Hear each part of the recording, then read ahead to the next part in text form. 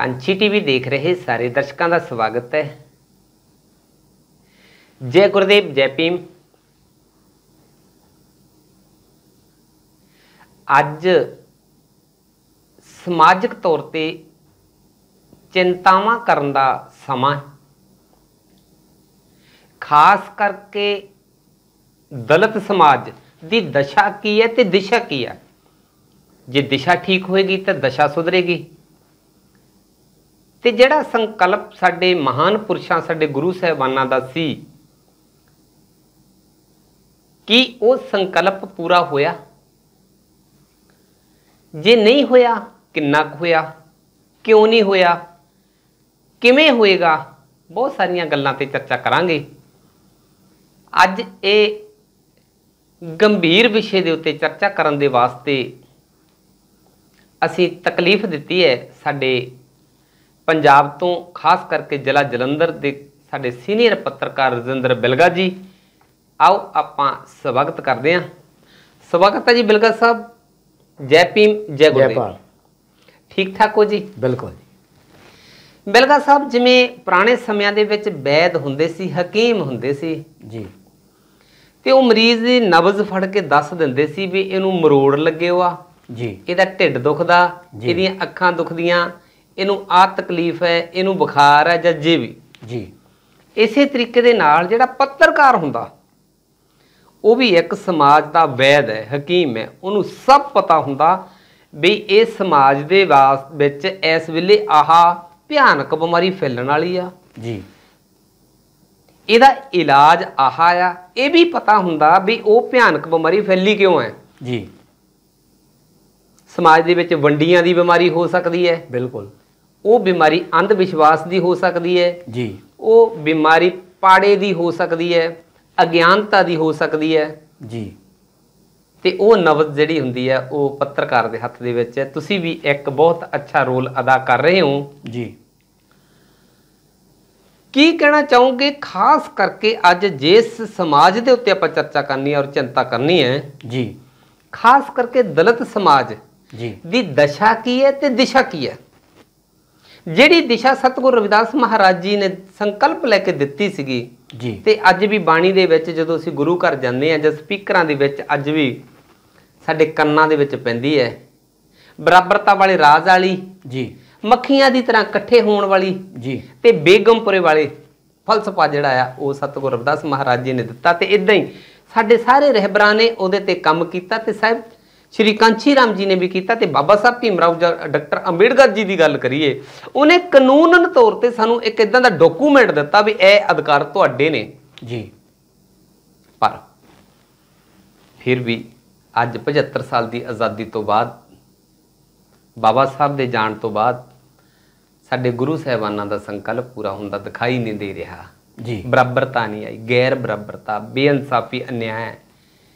ਤੁਸੀਂ ਇਸ ਨੂੰ ਕਿਸ ਨਜ਼ਰ ਨਾਲ ਦੇਖਦੇ ਹੋ? ਸਭ ਤੋਂ ਪਹਿਲਾਂ ਇਹ ਦੱਸੋ ਕਿ ਸਮਾਜ ਦੇ ਵਿੱਚ ਕਿੰਨੀ ਕੁ ਤਬਦੀਲੀ ਆਈ ਜਾਂ ਕਿੰਨੀ ਕੁ ਤਰੱਕੀ ਕੀਤੀ ਆ? ਨਿਰਮਲ ਗੋੜਾ ਜੀ, ਜੇ ਮੈਂ ਕਹਿ ਲਵਾਂ ਕਿ ਸ਼੍ਰੀ ਗੁਰੂ ਰਵਿਦਾਸ ਮਹਾਰਾਜ ਜੀ ਨੇ ਜਿਹੜਾ ਕ੍ਰਾਂਤੀਕਾਰੀ ਸਾਡੇ ਲਈ ਇਤਿਹਾਸ ਰਚਿਆ ਜੀ, ਅੱਜ ਤੱਕ ਉਹਨਾਂ ਦੀ ਜਿਹੜੀ ਮਹਿਮਾ ਆ, ਉਹ ਸਮਾਜ ਜਿਹੜਾ ਆ ਉਹ ਵਿਸ਼ਵ ਭਰ ਵਿੱਚ ਜਿੱਥੇ ਵੀ ਸਮਾਜ ਜਿਹੜਾ ਆ ਉਹ ਵਿਚਰਿਆ ਆ ਉਹ ਮਨਾਈ ਜਾਂਦੀ ਹੈ ਜੀ। ਉਸ ਤੋਂ ਅੱਗੇ ਦੀ ਗੱਲ ਕਰ ਲਈਏ, ਡਾਕਟਰ BR ਅੰਬੇਦਕਰ ਜੀ, ਉਹਨਾਂ ਨੇ ਵੀ ਜਿਹੜੀ ਸਮਾਜ ਨੂੰ ਦੇਣ ਦਿੱਤੀ ਆ, ਸਾਨੂੰ ਜੋ ਉਹਨੇ ਅਧਿਕਾਰ ਲੈ ਕੇ ਦਿੱਤੇ ਆ ਇਸ ਦੇਸ਼ ਦੇ ਅੰਦਰ, ਉਹਨਾਂ ਦੀ ਵੀ ਗੱਲ ਵਿਸ਼ਵ ਭਰ ਵਿੱਚ ਜਿੱਥੇ ਬਿਲਕੁਲ ਸਮਾਜ ਬੈਠਾ ਆ ਉਹ ਪੂਰਾ ਉਹਦਾ ਜਿਹੜਾ ਗੁਣ ਗਾਇਨ ਹੈ ਜੀ। ਤੇ ਸਾਹਿਬ ਸ਼੍ਰੀ ਕਾਂਚੀ ਰਾਮ ਹੁਣਾਂ ਨੇ ਵੀ ਉਸ ਲਾਈਨ ਨੂੰ ਜਿਹੜਾ ਅੱਗੇ ਵਧਾਇਆ ਜੀ। ਉਹਨਾਂ ਦੀ ਜੇ ਮੈਂ ਗੱਲ ਕਰ ਲਵਾਂ ਤਾਂ ਉਹਨਾਂ ਦੀ ਵੀ ਅੱਜ ਜਿਹੜੀ ਆ ਸਮਾਜ ਦੇ ਅੰਦਰ ਗੱਲ ਚੱਲਦੀ ਆ। ਤੇ ਜੇ ਕਹਿ ਦਈਏ ਤਬਦੀਲੀ ਦੀ ਗੱਲ, ਤਾਂ ਤਬਦੀਲੀ ਆਪਣੇ ਆਪ ਵਿੱਚ ਹੋਈ ਵੀ ਆ, ਤਰੱਕੀ ਸਮਾਜ ਨੇ ਕੀਤੀ ਆ ਜੀ। ਤੇ ਇਹ ਗੱਲ ਜਿਹੜੀ ਆ ਖੜੇ ਮੱਥੇ ਕਬੂਲ ਕਰਨੀ ਚਾਹੀਦੀ ਆ, ਕਿਉਂਕਿ ਉਹ ਸਮਾਂ ਜਦੋਂ ਸਾਡੇ ਜਿਹੜੇ ਉਹ ਸਮਾਜ ਕਿਤੇ ਝੁੱਗੀਆਂ, ਕਿਤੇ ਕੱਚੇ ਮਕਾਨ, ਅੱਜ ਜਿਹੜੇ ਪੱਕੇ ਬਿਲਕੁਲ 2-2 3-3 ਮੰਜ਼ਲਾਂ ਜਿਹੜੀਆਂ ਆ ਉਹ ਉਸਰੀਆਂ। ਜੀ ਜੀ ਜੀ ਜੀ ਜੀ ਬਿਲਕੁਲ ਜੀ, ਜਿੱਥੇ ਕਦੀ ਢਾਰੇ ਹੁੰਦੇ ਸੀਗੇ, ਕੱਚੇ ਮਕਾਨ ਹੁੰਦੇ ਸੀਗੇ ਜੀ, ਹਨਾ, ਤੇ ਅੱਜ ਉਹਨਾਂ ਦੀ ਜਗ੍ਹਾ ਮਹਿਲ ਪੈ ਗਏ ਨੇ, ਵੱਡੀਆਂ ਕੋਠੀਆਂ ਪੈ ਗਈਆਂ ਨੇ। ਜਿਹੜੇ ਸਾਡੇ ਬਜ਼ੁਰਗ ਵਿਚਾਰੇ ਨੰਗੇ ਪੈਰੀ ਇਸ ਕਰਕੇ ਤੁਰਦੇ ਸੀ ਜੁੱਤੀ ਹੱਥ 'ਚ ਫੜ ਕੇ ਕਿ ਜੁੱਤੀ ਘਸ ਨਾ ਜਾਵੇ। ਬਿਲਕੁਲ। ਤੇ ਤਬਦੀਲੀ ਆਉਂਦੇ ਆਉਂਦੇ ਅੱਜ ਉਹਨਾਂ ਹੀ ਪਰਿਵਾਰਾਂ ਦੇ ਵਿੱਚ, ਪਰਿਵਾਰਾਂ ਦੇ ਕੋਲ 2-2 ਗੱਡੀਆਂ ਨੇ, ਮੋਟਰਸਾਈਕਲਾਂ ਦਾ ਪਤਾ ਨਹੀਂ ਲੱਗਦਾ, ਹਰ ਤਰ੍ਹਾਂ ਦੇ ਸੁੱਖ ਸਾਧਨ ਹੈਗੇ ਨੇ। ਤੇ ਜਿਹੜੇ ਬਜ਼ੁਰਗ ਉਸ ਵੇਲੇ ਬਿਨਾਂ ਬਿਜਲੀ ਤੋਂ, ਬਿਨਾਂ ਪੱਖੇ ਤੋਂ ਦਰਖਤਾਂ ਦੇ ਥੱਲੇ ਸੌਂ ਕੇ ਗੁਜ਼ਾਰਾ ਕਰਦੇ ਸੀ, ਤੇ ਅੱਜ ਏਸੀ ਲੱਗੇ ਹੋਏ ਨੇ, ਪੱਖੇ ਲੱਗੇ ਨੇ, ਹਰ ਤਰ੍ਹਾਂ ਦਾ ਸੁੱਖ ਸਾਧਨ, ਤਰੱਕੀ ਕੀਤੀ ਆ ਜੀ। ਇਹ ਤਰੱਕੀ ਦੇ ਪਿੱਛੇ ਕਾਰਨ ਕੀ ਮੰਨਦੇ ਹੋ? ਕਿਵੇਂ ਤਰੱਕੀ ਕੀਤੀ ਸਮਾਜ ਨੇ? ਦੇਖੋ, ਦੇਸ਼ ਆਜ਼ਾਦ ਹੋਣ ਤੋਂ ਬਾਅਦ ਦੀ ਅਗਰ ਗੱਲ ਕਰ ਲਈਏ ਜੀ, ਤੇ ਡਾਕਟਰ ਅੰਬੇਦਕਰ ਸਾਹਿਬ ਨੇ, ਜੇ ਉਸ ਤੋਂ ਪਹਿਲਾਂ ਦੀ ਮੈਂ ਥੋੜਾ ਜਿਹਾ ਜ਼ਿਕਰ ਕਰਾਂ ਜੀ, ਤੇ ਉਹਨਾਂ ਨੇ ਦੁਨੀਆ ਦੇ ਉਹ ਵੱਡੇ ਮੁਲਕ ਜਿਹੜੇ ਆ ਉੱਥੇ ਜਾ ਕੇ ਜਿਹੜੀ ਆ ਅੱਵਲ ਦਰਜੇ ਦੀ ਜਿਹੜੀ ਉਹਨੇ ਵਿੱਦਿਆ ਹਾਸਲ ਕੀਤੀ ਜੀ। ਅਗਰ ਅੱਜ ਦੇ ਸਮਾਜ ਵਾਂਗ ਦੇਖਿਆ ਜਾਵੇ ਤਾਂ ਹਰ ਕੋਈ ਜਿਹੜਾ ਵਿਦੇਸ਼ਾਂ ਵਿੱਚ ਜਾਂਦਾ ਆ, ਤਰੱਕੀ ਕਰਕੇ ਆਉਂਦਾ, ਤਾਂ ਆਪਣੇ ਪਰਿਵਾਰ ਨੂੰ ਜਿਹੜਾ ਆ ਗੁੜਾ ਜੀ ਉੱਪਰ ਚੱਕਦਾ ਆ। ਜਦੋਂ ਕਿ ਬਾਬਾ ਸਾਹਿਬ ਨੇ ਆਪਣੇ ਦੇਸ਼ ਦੇ ਵਿੱਚ ਸਾਰੇ ਸਮਾਜ ਨੂੰ ਇੱਕ ਪਰਿਵਾਰ ਸਮਝ ਕੇ ਉਹਨਾਂ ਨੇ ਆਪਣੇ ਸਮਾਜ ਦੇ ਅਧਿਕਾਰਾਂ ਦੀ ਲੜਾਈ ਲੜੀ। ਸਮੇਂ ਨਾਲ ਜਿੰਨੇ ਉਹਨੇ ਸੰਘਰਸ਼ ਲੜੇ, ਜੇ ਆਪਾਂ ਲੰਬਾ ਇਸ ਵੇਲੇ ਸਮਾਂ ਆਪਣੇ ਕੋਲ ਸੀਮਤ ਆ, ਨਹੀਂ ਗੱਲ ਕਰ ਸਕਦੇ। ਗੱਲ ਇੱਥੇ ਮੁੱਕਦੀ ਆ ਵੀ ਦੇਸ਼ ਆਜ਼ਾਦ ਹੋਣ ਤੱਕ ਉਹਨਾਂ ਨੇ ਆਪਣੇ ਸਮਾਜ ਦੇ ਜਿਹੜੇ ਅਧਿਕਾਰਾਂ ਨੂੰ ਆਪਣੇ ਜਿਹੜਾ ਮੂਹਰੇ ਰੱਖਿਆ, ਲੈਣ ਲਈ ਲੜਾਈ ਇਹ ਲੜੀ ਉਹਦੀ। ਤੇ ਫਿਰ ਉਸ ਤੋਂ ਬਾਅਦ ਜਦੋਂ ਦੇਸ਼ ਆਜ਼ਾਦ ਹੋ ਗਿਆ, ਦੇਸ਼ ਪਲੇਟਫਾਰਮ ਦੇਸ਼ ਦਾ ਜਿਹੜਾ ਆ ਇੱਕ ਰਾਜ ਕਰਨ ਦੀ ਸੱਤਾ ਜਿਹੜੀ ਚੱਲੀ ਆ, ਤੇ ਉਸ ਵੇਲੇ ਬਾਬਾ ਸਾਹਿਬ ਨੇ ਸਾਨੂੰ ਪੜ੍ਹੋ, ਬਿਲਕੁਲ ਜੁੜੋ ਤੇ ਸੰਘਰਸ਼ ਕਰੋ ਦਾ ਜਿਹੜਾ ਨਾਅਰਾ ਸੀ, ਉਹਦੇ ਤਹਿਤ ਜਿਹੜੇ ਸਾਡੇ ਲੋਕ ਸੀ ਉਹਨਾਂ ਨੇ ਵਿੱਦਿਆ ਹਾਸਲ ਕਰਕੇ ਬੜੇ ਇਸ ਦੇਸ਼ ਦੇ ਵਿੱਚ ਜਿਹੜੇ ਆ ਸ਼ਾਸਨ ਤੇ ਪ੍ਰਸ਼ਾਸਨ ਵਿੱਚ ਹਿੱਸਾ ਲਿਆ, ਤੇ ਉਸ ਤਬਦੀਲੀ ਕਰਕੇ ਜਿਹੜਾ ਸਾਡਾ ਸਮਾਜ ਜਿਹੜਾ ਆ ਅੱਗੇ ਵਧਿਆ। ਬਿਲਕੁਲ ਜੀ, ਇਹ ਜਿਹੜੀ ਸਾਨੂੰ ਐਜੂਕੇਸ਼ਨ ਦੇ ਮੌਕੇ ਮਿਲੇ ਨੇ, ਅੱਗੇ ਵਧਣ ਦੇ, ਪ੍ਰਸ਼ਾਸਨ ਦੇ ਵਿੱਚ ਸਾਨੂੰ ਜਿਹੜੇ ਮੌਕੇ ਮਿਲੇ ਨੇ ਨੌਕਰੀਆਂ ਦੇ, ਜੋਬਾਂ ਦੇ, ਤੇ ਨਾਲ ਜੇ ਇਹ ਗੱਲ ਕਹਿ ਲਈਏ, ਇਹ ਵੀ ਗੱਲ ਸੱਚੀ ਸਾਬਤ ਹੋਏਗੀ ਕਿ ਜਿਹੜੇ ਅਰਬ ਕੰਟਰੀ ਖੁੱਲੇ ਆਪਣੇ ਸਮਾਜ ਦੇ ਵਿੱਚੋਂ, Dubai, Bahrain, Kuwait, Abu Dhabi, align ਵਗੈਰਾ ਵਗੈਰਾ, ਇਹ ਜਿਹੜੇ ਅਰਬ ਕੰਟਰੀ ਦੇ ਵਿੱਚ ਜਦੋਂ ਆਪਣੇ ਸਮਾਜ ਦੇ ਲੋਕ ਜਾਣਾ ਸ਼ੁਰੂ ਕੀਤਾ ਜੀ, ਉਹਦੇ ਨਾਲ ਵੀ ਜਦੋਂ 2 ਸਾਲ ਲਾ ਕੇ ਆਉਂਦੇ ਸੀਗੇ, ਆ ਕੇ ਕੱਚੇ ਮਕਾਨ ਤੋਂ ਪੱਕਾ ਬਣਾ ਲੈਣਾ, ਠੀਕ ਹੈ, ਤੇ ਦੂਜੇ ਗੇੜੇ ਆ ਕੇ ਫਿਰ ਕੁੜੀ ਦਾ ਵਿਆਹ ਕਰ ਦੇਣਾ, ਇੱਦਾਂ ਨਾਲ ਬੇਟੇ ਨੂੰ ਲੈ ਜਾਣਾ, ਇੱਦਾਂ ਹੌਲੀ ਤਰੱਕੀ ਕਰਦਿਆਂ ਉਸ ਸਮੇਂ ਸੋਹਣੀ ਤਰੱਕੀ ਜਿਹੜੀ ਹੋਈ ਹੈਗੀ। ਬਿਲਕੁਲ। ਤੇ ਜਿਹਦੇ ਨਾਲ ਅੱਜ ਜੇ ਗੱਲ ਕਰੀਏ ਤਬਦੀਲੀ, ਦੁਬਈ ਤੋਂ ਆ ਕੇ ਸਾਡੇ NRI ਭਰਾਵਾਂ ਨੇ, ਉਹਨਾਂ ਨੇ ਆਪਣੇ ਬੱਚਿਆਂ ਨੂੰ ਪੜ੍ਹਾਇਆ ਵੀ, ਪੜ੍ਹਾਉਣ ਦੇ ਨਾਲ ਉਹਨਾਂ ਨੂੰ ਫਿਰ ਸਰਕਾਰੀ ਨੌਕਰੀਆਂ ਮਿਲੀਆਂ, ਤੇ ਇੱਦਾਂ ਹੌਲੀ ਕਰਕੇ ਕਾਫੀ ਤਬਦੀਲੀ ਆਈ ਹੈਗੀ ਆ। ਬਿਲਗਾ ਸਾਹਿਬ, ਇਹਨੂੰ ਤੁਸੀਂ ਕਿਸ ਨਜ਼ਰ ਨਾਲ ਦੇਖਦੇ ਹੋ ਕਿ ਜਿਹੜੀ ਅਰਬ ਕੰਟਰੀ ਦੇ ਵਿੱਚ ਸਾਡੇ ਸੱਜਣ ਗਏ ਨੇ, ਆਪਣੇ ਸਮਾਜ ਦੇ ਲੋਕ ਗਏ ਨੇ, ਉਹਦੇ ਨਾਲ ਵਧੀਆ ਮੌਕੇ ਮਿਲੇ ਨੇ, ਤਰੱਕੀ ਹੋਈ, ਉਸ ਤੋਂ ਬਾਅਦ ਫਿਰ ਯੂਰਪ ਜਾਣਾ ਸ਼ੁਰੂ ਕਰ ਦਿੱਤਾ, ਕਿਉਂਕਿ 4 ਪੈਸੇ ਅਰਬ ਕੰਟਰੀ 'ਚ ਜੋੜੇ, ਇੱਥੇ ਆ ਗਏ, ਫਿਰ ਮਨ ਬਣਿਆ ਵੀ ਚਲੋ ਵਿਦੇਸ਼ ਚੱਲਦੇ ਆ, ਆਪਾਂ ਯੂਰਪ ਚੱਲਦੇ, ਇੰਗਲੈਂਡ, ਅਮਰੀਕਾ, ਆਸਟ੍ਰੇਲੀਆ, ਨਿਊਜ਼ੀਲੈਂਡ ਵਗੈਰਾ ਵਗੈਰਾ ਚੱਲਦੇ ਆ ਜੀ। ਉਹਨੂੰ ਕਿਸ ਨਜ਼ਰ ਨਾਲ ਲਿਖਦੇ ਹੋ? ਬਹੁਤਾ ਵੱਡਾ ਸਮਾਜ ਜੇ ਅੱਜ ਆਪਾਂ ਹਰੇਕ ਮੁਲਕ ਦੇ ਵਿੱਚ ਦੇਖੀਏ ਤਾਂ ਉੱਥੇ ਵੀ ਪੰਜਾਬ ਵਸਿਓ ਆ। ਬਿਲਕੁਲ। ਉਹਦੇ ਨਾਲ ਸਮਾਜ ਦੇ ਵਿੱਚ ਕਿੰਨੀ ਕੁ ਤਬਦੀਲੀ ਆਈ ਤੁਸੀਂ ਮੰਨਦੇ ਹੋ? ਸਮਾਜ ਦੇ ਵਿੱਚ ਜਿਹੜੀ ਅੱਗੇ ਪਿੱਛੇ ਪੀੜ੍ਹੀਆਂ ਨੇ, ਅਗਲੀਆਂ ਪੀੜ੍ਹੀਆਂ ਨੇ ਜੀ, ਉਹਨਾਂ ਦੇ ਵਿੱਚ ਵੀ ਇਹ ਆ ਵੀ ਅਸੀਂ ਵੀ ਬਾਹਰ ਚੱਲ ਜਾਈਏ, ਜਾਂ ਬਹੁਤੇ ਗਏ ਵੀ ਆ ਜੀ, ਤੇ ਇਹਦੇ ਨਾਲ ਤੁਹਾਨੂੰ ਕੀ ਲੱਗਦਾ ਵੀ ਸਮਾਜ ਦੇ ਵਿੱਚ ਉਹਨਾਂ ਦੀ ਕਿੰਨੀ ਕੁ ਦੇਣ ਹੈਗੀ ਆ? ਮੈਂ ਥੋੜਾ ਜਿਹਾ ਜਿਹੜਾ ਤੁਸੀਂ ਅਰਬ ਕੰਟਰੀ ਦਾ ਜ਼ਿਕਰ ਕੀਤਾ ਨਾ, ਉਹਦੇ ਵਿੱਚ ਉਹਦੇ ਤੇ ਮੈਂ 2 ਕਮੈਂਟ ਤੁਹਾਡੇ ਤੋਂ ਲੈਣਾ ਚਾਹੁੰਦਾ ਕਿ ਜਿਹੜੇ ਇੱਥੇ ਸਾਡੇ ਲੋਕ ਕਾਮੇ ਸੀ ਉਹ ਕਦੀ ਬਾਹਰ ਨਹੀਂ ਸੀ ਜਾਂਦੇ, ਤਾਂ ਜ਼ਿਆਦਾਤਰ ਮਾਪੇ ਜਿਹੜੇ ਸੀ ਅਰਬ ਕੰਟਰੀ 'ਚ ਉਹਨੂੰ ਭੇਜਦੇ ਸੀ, ਜ਼ਿਆਦਾ ਜਿਹੜਾ ਛਿਦਰੀ ਹੋਵੇ ਜਾਂ ਕਹਿਣਾ ਵੀ ਇਹਨੂੰ ਅਕਲ ਆ ਜਾਊਗੀ। ਤੇ ਗੁੜਾ ਜੀ ਉਹ ਜਿਹੜੇ ਅਰਬ ਕੰਟਰੀ 'ਚ ਉਸ ਵੇਲੇ ਲੋਕ ਗਏ ਪਹਿਲਾਂ ਉਹ ਜ਼ਿਆਦਾ ਇਹ ਸੀ ਤੇ ਉਸ ਤੋਂ ਬਾਅਦ ਕਾਰੀਗਰ ਵੀ ਗਏ ਕਾਰੀਗਰ ਤਾਂ ਉਹਨਾਂ ਨੇ ਬਹੁਤ ਉੱਥੋਂ ਜਿਹੜਾ ਨਾ ਪੈਸਾ ਕਮਾਇਆ। 2 ਸਾਲ ਦਾ ਟੂਰ ਹੁੰਦਾ ਸੀ ਤੇ 2 ਸਾਲਾਂ ਬਾਅਦ ਉਹਨਾਂ ਨੇ ਆ ਕੇ ਛੁੱਟੀ ਆ ਜਾਣਾ 2 ਮਹੀਨੇ ਦੀ ਬੜੀਆਂ ਟੇਪਾਂ ਵੀ ਲੈ ਕੇ ਆਉਣੀਆਂ। ਤਾਂ ਉਸ ਵੇਲੇ ਟੇਪ ਰਿਕਾਰਡਾਂ ਰੀਲ ਵਾਲੀ ਸ਼ਾਰਟਕਟ ਟੇਪ ਕਹਿੰਦੇ ਆ ਆਪਾਂ, ਤਾਂ ਟੇਪ ਰਿਕਾਰਡਾਂ। ਤੇ ਉਸ ਵੇਲੇ ਗੁੜਾ ਜੀ ਪਹਿਲਾਂ ਤਾਂ ਸਾਡੇ ਸਮਾਜ ਵਿੱਚ ਜਿਹੜਾ ਨਾ ਮਕਾਨ ਭਵਨ ਨਿਰਮਾਣ ਜਿਹੜਾ ਕੰਮ ਇਹ ਸ਼ੁਰੂ ਹੋਇਆ। ਸਾਰਿਆਂ ਨੂੰ ਪਹਿਲਾਂ ਨਾ ਮੰਨ ਲਓ ਜੀਵਨ ਦਾ ਜਿਹੜਾ ਇਹ ਬਹੁਤ ਇੱਕ ਅਹਿਮ ਹੁੰਦਾ ਆ ਵੀ ਜ਼ਿੰਦਗੀ 'ਚ ਕਹਿੰਦੇ ਘਰ ਇੱਕ ਵਾਰੀ, ਵਿਆਹ ਮਸੀਂ ਇੱਕ ਵਾਰੀ ਹੁੰਦਾ। ਉਸ ਤੋਂ ਬਾਅਦ ਤਰੱਕੀ ਹੋਈ ਤਾਂ ਲੋਕਾਂ ਨੂੰ ਇਹ ਲੱਗਾ ਵੀ ਅਰਬ ਕੰਟਰੀ ਜਿਹੜੀ ਆ ਉਹ ਵਾਕਿਆ ਹੀ ਇੱਕ ਸਾਡੇ ਲਈ ਵਰਦਾਨ ਆ, ਕਿਉਂਕਿ ਸਾਡੇ ਨੌਕਰੀਆਂ ਦੇ ਮੌਕੇ ਸਾਡੇ ਲੋਕਾਂ ਲਈ ਸੀਮਿਤ ਸੀ ਤੇ ਕੰਮ ਕਰਨ ਵਾਲੇ ਜ਼ਿਆਦੇ ਸੀ। ਤਾਂ ਉਹਨਾਂ ਨੇ ਫਿਰ ਅਰਬ ਕੰਟਰੀ ਦਾ ਪੂਰਾ ਲਾਹਾ ਲਿਆ। ਹੁਣ ਮੈਂ ਤੁਹਾਡੇ ਸਵਾਲ ਵੱਲ ਆਉਣਾ ਆ ਕਿ ਨਾਲ ਇਹ ਵੀ ਗੱਲ ਤੁਹਾਡੇ ਵਾਲੀ ਆਪਾਂ ਜਿਹੜੀ ਥੋੜੀ ਜਿਹੀ ਕੀਤੀ ਆ ਵੀ ਟੇਪ ਰਿਕਾਰਡਾਂ ਲਿਆਂਦੀਆਂ, ਫੀਤੇ ਵਾਲੀ ਰੀਲ ਹੋਣੀ, ਤਾਂ ਫਿਰ ਗਾਉਣਾ, ਫਿਰ ਇੱਕ ਰੌਣਕ ਵੀ ਲੱਗਣੀ ਸ਼ੁਰੂ ਹੋ ਗਈ ਘਰਾਂ ਦੇ ਵਿੱਚ, ਮਾਹੌਲ ਵੀ ਚੇਂਜ। ਫਿਰ VCR ਉੱਥੇ ਸਾਰੇ ਪਰਿਵਾਰਾਂ ਨੇ ਇਕੱਠੇ ਬੈਠ ਕੇ ਉੱਥੇ ਫਿਲਮਾਂ ਦੇਖਣੀਆਂ, ਬਾਹਰੋਂ ਲੈ ਕੇ ਆਉਣੀਆਂ, ਇੱਥੇ ਵੀ ਜਿਹੜੀਆਂ ਕਿਰਾਏ ਤੇ ਮਿਲਦੀਆਂ ਸੀ ਲੈ ਕੇ, ਮਾਹੌਲ ਚੇਂਜ ਹੋਇਆ। ਵੀ ਪਹਿਲਾਂ ਟੇਪ ਰਿਕਾਰਡ ਦਾ ਮਾਹੌਲ ਜਿਹੜਾ ਸੀ ਜੀ, ਤੇ ਜਦੋਂ ਟੇਪ ਰਿਕਾਰਡ ਰੱਖ ਕੇ ਤਾਂ ਮੰਨ ਲਓ ਸੱਥ ਲੱਗ ਜਾਂਦੀ ਸੀ, ਦਿਨੇ ਵੀ ਤਾਂ ਰਾਤ ਸਮੇਂ। ਬਿਲਕੁਲ ਸਾਰਿਆਂ ਨੇ ਸੁਣਨਾ ਇਕੱਠੇ ਹੋ ਕੇ। ਰਿਸ਼ਤੇਦਾਰ ਵੀ ਜਿਹੜੇ ਆ ਉਹ ਟੇਪ ਰਿਕਾਰਡ ਸੁਣਨ ਲਈ ਇੱਕ ਦੂਜੇ ਵੱਲ ਆਉਂਦੇ ਜਾਂਦੇ ਸੀ। ਕਈ ਵਾਰੀ ਇਹ ਵੀ ਕਿਹਾ ਜਾਂਦਾ ਸੀ ਵੀ ਜਦੋਂ ਸਾਨੂੰ ਭਾਈ ਮਿਲਣ ਆਉਣਾ ਤਾਂ ਟੇਪ ਰਿਕਾਰਡ ਨਾਲ ਜ਼ਰੂਰ ਲੈ ਕੇ ਆਏ, ਨਾਲ ਲੈ ਕੇ। ਇੱਕ ਇਹ ਵੀ ਮਾਹੌਲ ਸੀ। ਹੁਣ ਤੁਸੀਂ ਗੱਲ ਕੀਤੀ ਆ VCR ਵੀ ਲੱਗਣੇ ਸ਼ੁਰੂ ਹੋ ਗਏ ਨਾ ਗੁੜਾ ਜੀ। ਉਸ ਵੇਲੇ ਸਾਡੇ ਜਿਹੜੇ ਭਾਈ ਭਰਾ ਸੀ VCR ਲੈ ਆਉਂਦੇ ਸੀ ਤਾਂ ਰੰਗਦਾਰ ਟੈਲੀਵਿਜ਼ਨ ਕਿਰਾਏ ਤੇ ਲਿਆਉਣਾ ਪੈਂਦਾ ਸੀ। ਇਹ ਵੀ ਸਬੱਬ ਜਿਹੜਾ ਸੀ। ਹਾਂਜੀ ਹਾਂਜੀ। ਤੇ ਆਪਾਂ ਹੁਣ ਗੱਲ ਕਰਨੀ ਆ ਯੂਰਪ ਦੀ। ਜਦੋਂ ਸਾਡੇ ਅਰਬ ਕੰਟਰੀ ਵਿੱਚ ਜਿਹੜੇ ਦੋਸਤ ਸਾਡੇ ਗਏ ਆ, ਜਦੋਂ ਜਿਹੜਾ ਆ ਯੂਰਪ ਜਾਣ ਦਾ ਰੁਝਾਨ ਸ਼ੁਰੂ ਹੋਇਆ ਤਾਂ ਉਸ ਵੇਲੇ ਇਹ ਫਰਕ ਸੀ ਵੀ ਅਰਬ ਦੇ ਵਿੱਚ ਪਰਿਵਾਰ ਨਹੀਂ ਸੀ ਜਾਂਦੇ। ਸਿਰਫ ਦੁਬਈ ਵਿੱਚ ਕਿਤੇ ਇੱਕਾ ਦੁੱਕਾ ਪਰਿਵਾਰ ਗਏ ਆ ਜਿਹੜੇ ਕੋਈ ਵਧੀਆ ਕੰਪਨੀਆਂ ਸੀ ਜਾਂ ਕੋਈ ਉੱਥੇ ਨਾ ਜਿਹੜਾ ਠੇਕੇਦਾਰ ਸ਼ਬਦ ਵਰਤ ਲੈਨੇ ਆ, ਜਿਨ੍ਹਾਂ ਨੇ ਆਪ ਉੱਥੇ ਕੰਪਨੀਆਂ ਖੋਲੀਆਂ ਠੇਕੇਦਾਰ ਦੇ ਰੂਪ ਦੇ ਵਿੱਚ, ਉਹ ਲੈ ਜਾਂਦੇ ਸੀ। ਤੇ ਯੂਰਪ ਵਿੱਚ ਸ਼ੁਰੂ ਹੋਏ ਆ ਜਿਹੜੇ ਪਰਿਵਾਰ ਜਾਣ ਦਾ ਉੱਥੇ ਜਿਹੜਾ ਨਾ ਰੁਝਾਨ ਸ਼ੁਰੂ ਹੋਇਆ, ਜਾਂ ਕਹਿ ਲਓ ਉੱਥੇ ਸਿਟੀਜ਼ਨਸ਼ਿਪ ਕਹਿ ਲਓ ਜਾਂ ਪਰਿਵਾਰ ਲਿਜਾਣ ਲਈ ਉੱਥੇ ਕਾਨੂੰਨ ਜੀ। ਤੇ ਉੱਥੇ ਵੀ ਸਾਡੇ ਜਿਹੜੇ ਇਹ ਕਾਮੇ ਗਏ ਆ ਨਾ, ਉਹਨਾਂ ਨੇ ਮਹਿਸੂਸ ਕੀਤਾ ਵੀ ਮੈਂ ਜਿਹੜਾ ਬਾਰ-ਬਾਰ 2 ਸਾਲ ਬਾਅਦ ਆਉਣਾ ਜਾਣਾ ਇਹ ਸਰਕਲ ਆ, ਉਹਦੇ ਵਿੱਚ ਇੱਕ ਬਦਲਾਅ ਆਇਆ ਵੀ ਉਹ ਪਰਿਵਾਰ ਉੱਥੇ ਲੈ ਗਏ।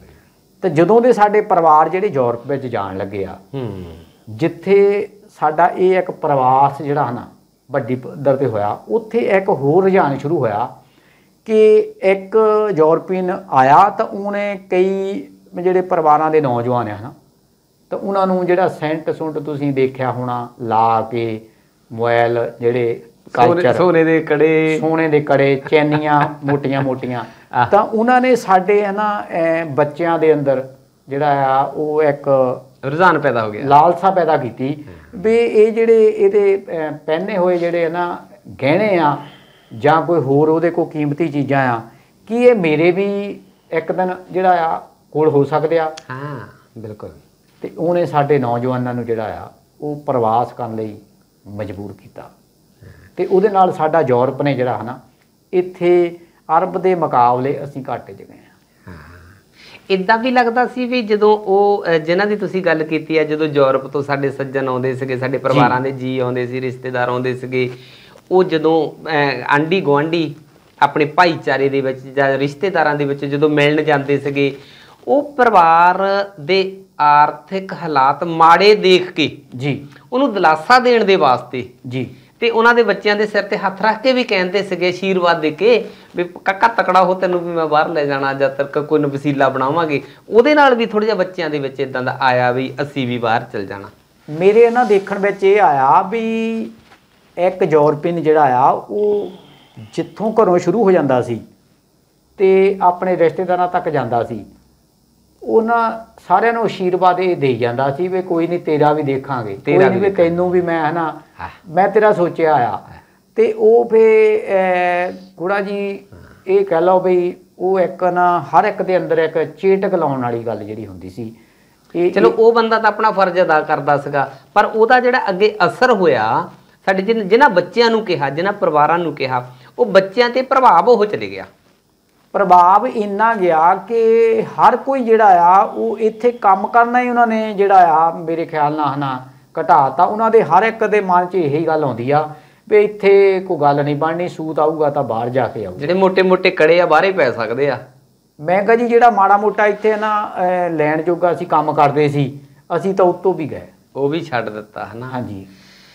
ਬਿਲਗਾ ਸਾਹਿਬ ਕੀ ਕਹਿਣਾ ਚਾਹੋਗੇ ਜਿਹੜਾ ਬਾਬਾ ਸਾਹਿਬ ਭੀਮ ਰਾਓ ਡਾਕਟਰ ਅੰਬੇਡਕਰ ਜੀ ਕਿਹਾ ਕਰਦੇ ਸੀ, ਜਦੋਂ ਤੁਸੀਂ ਯੂਰਪੀਅਨ ਕਿਹਾ, NRE ਕਿਹਾ, ਵਿਦੇਸ਼ੋਂ ਆਏ ਕਿਹਾ, ਵੱਡੇ ਮੁਲਕਾਂ 'ਚੋਂ ਆਏ, ਜਦੋਂ ਇੱਦਾਂ ਪਿੰਡਾਂ ਦੇ ਵਿੱਚ ਘਰਾਂ 'ਚ ਸ਼ਰੀਕੇ ਭਾਈ 'ਚ ਜਦੋਂ ਜਾਂਦੇ ਸੀ ਸੂਟ ਬੂਟ ਪਾ ਕੇ, ਸੈਂਟ ਛਿੜਕ ਕੇ, ਜੇ ਕਿਤੇ ਇੱਦਾਂ ਹੀ ਸਾਰੇ ਸਾਡੇ ਸਰਕਾਰੀ ਜੋਬ ਵਾਲੇ ਪੈਂਟ ਕੋਟ ਟਾਈ ਸ਼ਾਈ ਲਾ ਕੇ ਪਿੰਡਾਂ ਦੇ ਵਿੱਚ ਨਿਕਲਦੇ, ਸਧਾਰਨ ਬਸਤੀਆਂ ਦੇ ਵਿੱਚ ਨਿਕਲਦੇ, ਜਿਹੜਾ ਬਾਬਾ ਸਾਹਿਬ ਭੀਮ ਰਾਓ ਡਾਕਟਰ ਅੰਬੇਡਕਰ ਜੀ ਵੀ ਕਿਹਾ ਕਰਦੇ ਸੀ ਵੀ ਜੇ ਇਹ ਪੜ੍ਹੇ ਲਿਖੇ ਆਫਿਸਰ ਟਾਈਆਂ ਵਾਲੇ, ਕੋਟਾਂ ਵਾਲੇ, ਸੂਟ ਬੂਟ ਵਾਲੇ ਇਹ ਸਧਾਰਨ ਪਰਿਵਾਰਾਂ ਦੇ ਵਿੱਚ ਜਾਣਗੇ, ਉਹਨਾਂ ਦੇ ਬੱਚਿਆਂ ਦੇ ਵਿੱਚ ਵੀ ਮਨ 'ਚ ਜਾਏਗੀ ਵੀ ਮੈਂ ਵੀ ਪੜ੍ਹ ਕੇ DC ਲੱਗਣਾ, ਮੈਂ ਵੀ ਪੜ੍ਹ ਕੇ ਵੱਡਾ ਅਫਸਰ ਬਣਨਾ। ਜੇ ਕਿਤੇ ਇੱਦਾਂ ਇਹਨਾਂ ਨੇ ਰੋਲ ਅਦਾ ਕੀਤਾ ਹੁੰਦਾ, ਸ਼ਾਇਦ ਅੱਜ ਕੁਝ ਰੂਪ ਰੇਖਾ ਜਿਹੜੀ ਰੂਪ ਹੈ ਸਾਡੇ ਸਮਾਜ ਦਾ ਹੋਰ ਨਾ ਹੁੰਦਾ। ਬਾਬਾ ਸਾਹਿਬ ਦੀ ਜਦੋਂ ਅਸੀਂ ਤਸਵੀਰ ਦੇਖਦੇ ਹਾਂ ਤਾਂ ਉਸ ਵੇਲੇ ਸਾਨੂੰ ਇੱਕ ਪਾਸੇ ਅਸੀਂ ਅੰਗਰੇਜ਼ ਜਿਹੜੇ ਆ ਉਹਨਾਂ ਨੂੰ ਦੇਖ ਲੈਂਦੇ ਹਾਂ, ਤਾਂ ਦੂਸਰੇ ਪਾਸੇ ਅਸੀਂ ਬਾਬਾ ਸਾਹਿਬ ਦਾ ਜਿਹੜਾ ਹੈ ਨਾ ਤਸਵੀਰ ਦੇਖਦੇ ਹਾਂ, ਤਾਂ ਉਸ ਵੇਲੇ ਇਹ ਸਾਡੇ ਅੰਦਰ ਜਿਹੜਾ ਆ ਇਹ ਮਾਣ ਵਾਲੀ ਗੱਲ ਆ ਕਿ ਬਿਲਕੁਲ ਜਿਹੜਾ ਨਾ ਪਰਸਨੈਲਿਟੀ ਗੋਰਿਆਂ ਵਾਲੀ ਸਿਰ ਤੇ ਹੈਟ ਵਾ। ਹਾਂ, ਉਹ ਤੋਂ ਅੱਗੇ ਜੇ ਗੱਲ ਕਰ ਲਈਏ ਤਾਂ ਸਮਾਜ ਦੇ ਬਹੁਤ ਵੱਡੀ ਗਿਣਤੀ 'ਚ ਜਿਹੜੇ ਲੋਕ ਆ ਉਹ ਇਸ ਮੁਕਾਮ ਤੇ ਪਹੁੰਚੇ, ਬੜੇ ਬੜੇ ਅਹੁਦਿਆਂ ਤੇ ਸ਼ਾਸਨ ਪ੍ਰਸ਼ਾਸਨ ਦੇ ਵਿੱਚ ਹਿੱਸਾ ਬਣੇ।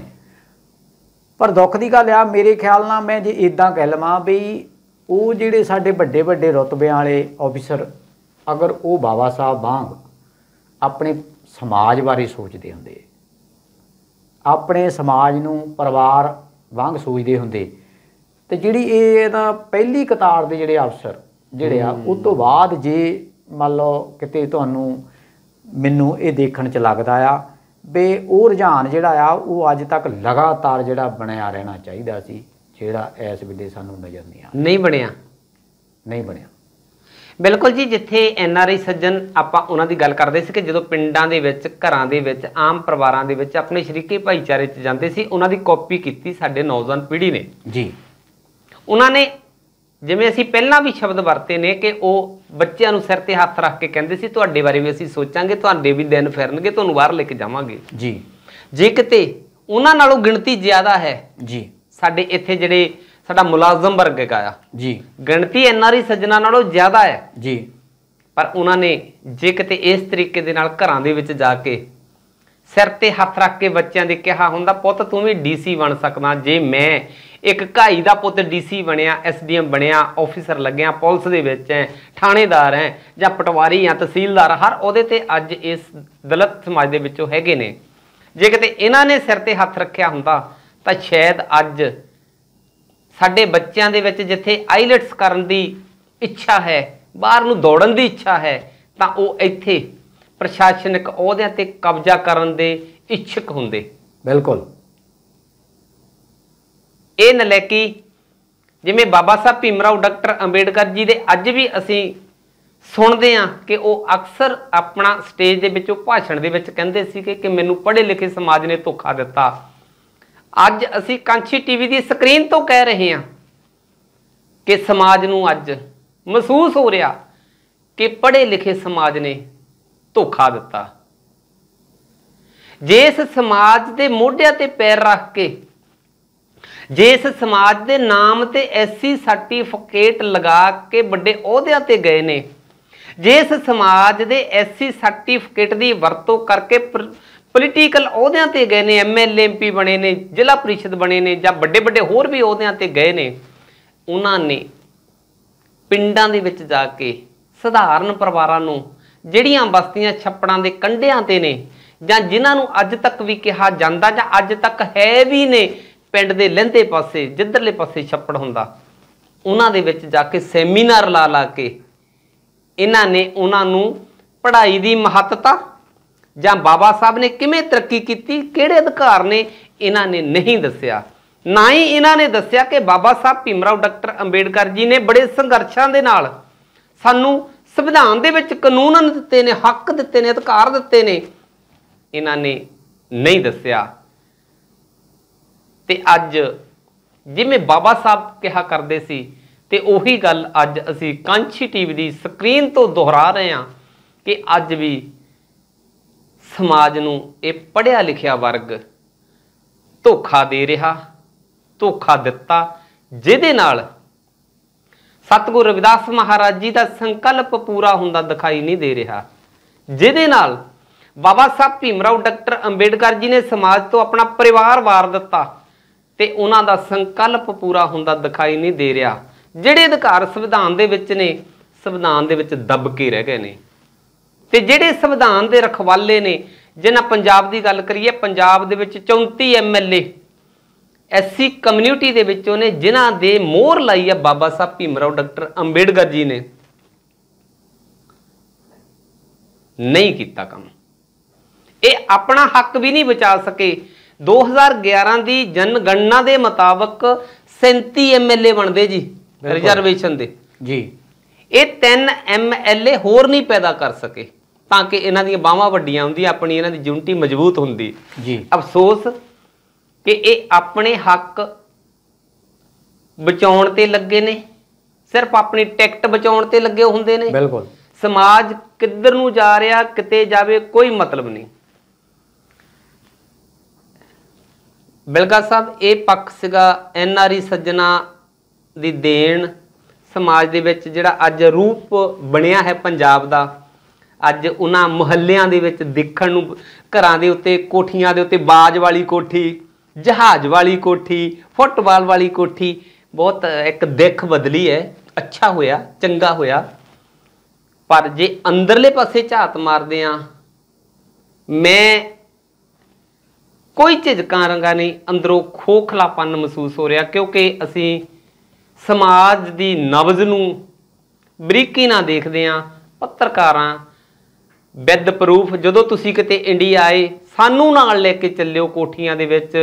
ਅੱਜ ਸਾਡੀ ਨੌਜਵਾਨ ਪੀੜ੍ਹੀ ਜਿਹੜੀ ਹੈ, ਜਿਨ੍ਹਾਂ ਨੂੰ ਅਸੀਂ DC ਲੱਗੇ ਦੇਖਣਾ ਚਾਹੁੰਦੇ ਸੀ, ਵੱਡੇ ਵੱਡੇ ਅਫਸਰ ਲੱਗੇ ਦੇਖਣਾ ਚਾਹੁੰਦੇ ਸੀ, ਜਿਨ੍ਹਾਂ ਨੂੰ ਅਸੀਂ ਦੇਖਣਾ ਚਾਹੁੰਦੇ ਸੀ ਕਿ ਦੇਸ਼ ਤੇ ਇਹ ਰਾਜ ਕਰਨਗੇ, ਜਿਹੜੇ ਰਾਜ ਭਾਗ ਦੇ ਵਿੱਚ ਹਿੱਸੇ ਬਾਬਾ ਸਾਹਿਬ ਨੇ ਦਿੱਤੇ, ਤੇ ਜਿਹੜੇ ਰਾਜ ਭਾਗ ਦੀ ਸੰਕਲਪ ਤੇ ਕਾਮਨਾ ਸੀ ਸਤਿਗੁਰੂ ਰਵਿਦਾਸ ਮਹਾਰਾਜ ਜੀ ਦੀ, ਬਿਲਕੁਲ, ਇਹ ਨੌਜਵਾਨ ਪੀੜ੍ਹੀ ਜਿਹੜੀ ਆ ਉਹਦੇ ਤੋਂ ਵਾਕਫ ਨਹੀਂ ਹੈ, ਉਹਦੀ ਲਾਲਸਾ ਨਹੀਂ ਹੈ। ਜੇ ਲਾਲਸਾ ਆ, ਇੱਕੋ ਹੀ ਲਾਲਸਾ ਆ, ਆਈਲੈਟ ਕਰਕੇ ਬਾਹਰ ਚਲ ਜਾਣਾ, ਆਈਲੈਟ ਕਰਕੇ ਬਾਹਰ ਚਲ ਜਾਣਾ।